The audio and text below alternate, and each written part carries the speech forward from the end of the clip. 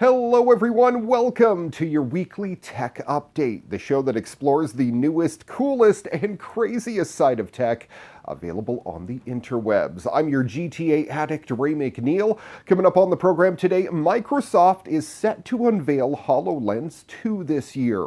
China will soon track all new cars with a chip in the windshield.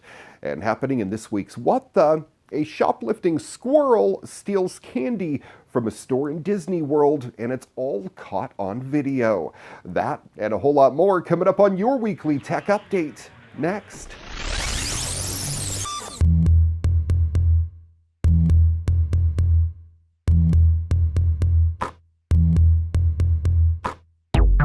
Hello everyone. Microsoft is planning to unveil its HoloLens 2 headset later this year, and sources familiar with Microsoft's plans say that the software maker is tentatively planning to unveil some details on the next HoloLens in the second half of 2018.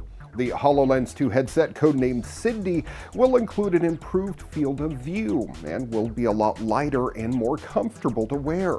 Microsoft is also reducing the cost of the headset significantly. However, what that means is not yet clear, but it's all to drive business adoption.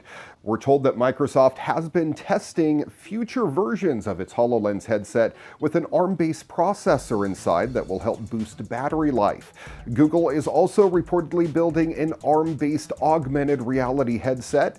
The HoloLens 2 will also include Microsoft's latest generation of the Kinect sensor and a custom AI chip to improve performance.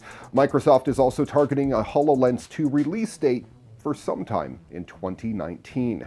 Microsoft's next HoloLens will also include a variant of Windows 10, similar to the existing headset and designed especially for its mixed reality use cases. It's part of Microsoft's Clever Modes for clever hardware plans, alongside the Surface Hub 2 and a potential Surface-branded notebook device codenamed Andromeda. In November, Google Home gained the ability to multitask with added support for a feature called multiple queries. It allows you to combine two requests into one voice command. For example, turn up the volume and play music.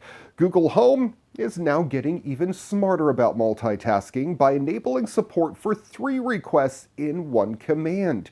The new feature was announced on Google's @Made by Google Twitter account, where users quickly discovered its limitations.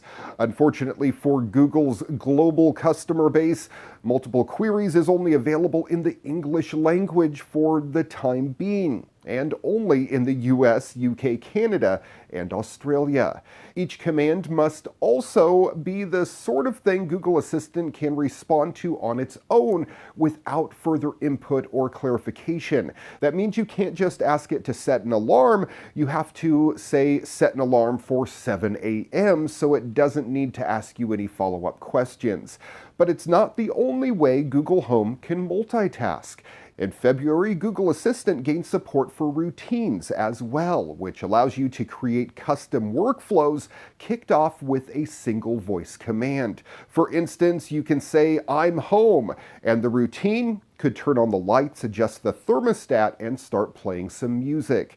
Meanwhile, at Google's I/O Developers Conference in May, the company formally announced multiple actions, along with a host of other upgrades for Google Home Actions. This includes routine suggestions, which allow voice app developers to prompt users to add their app's action to a routine, plus action notifications, which allows voice apps to alert users to new features and content, and a whole lot more.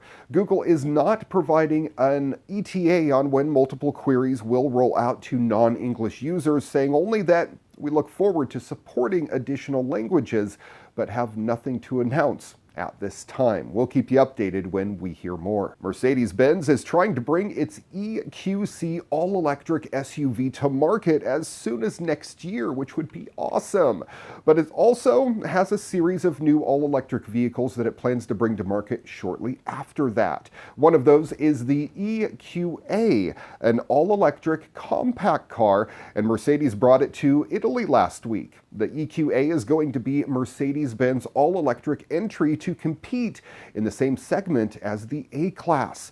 They unveiled the concept vehicle at the Frankfurt Auto Show last year, and at that time, the German automaker claimed an impressive powertrain consisting of a battery pack of up to 60 kilowatts for a real-world range of 250 miles at a time. It'll have dual motors with over 268 horsepower and all-wheel drive, delivering 0 to 60 performance in about 5 seconds. They also said that it had a quick charge capability of adding 62 miles of range in about 10 minutes. Not bad. In terms of design, the vehicle that they unveiled looks very much like a futuristic concept not aimed for production, which is not really encouraging. But they do have a working prototype, and they brought it to the beautiful and majestic landscapes of Sicily recently.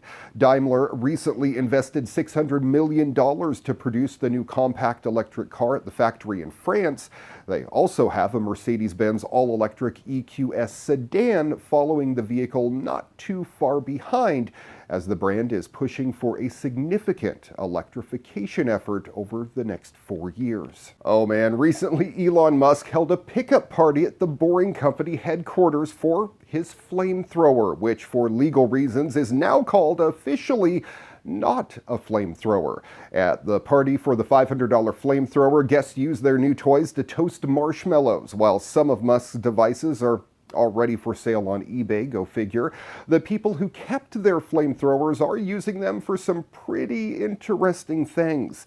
Some people used the not a flamethrower to really flame broil their steaks, while others used the flamethrower to toast the top of creme brulees. Musk's Boring Company sold 20,000 of the things to the public. The event only distributed the first 1,000 though, but as more and more of the flamethrowers go out into circulation, it's inevitable that we're going to see a lot more interesting things being burned, and probably a few unexpected things as well. One not a flamethrower buyer claims that he actually set his flamethrower on fire. If you'd like more information, you can go to boringcompany.com/not a flamethrower.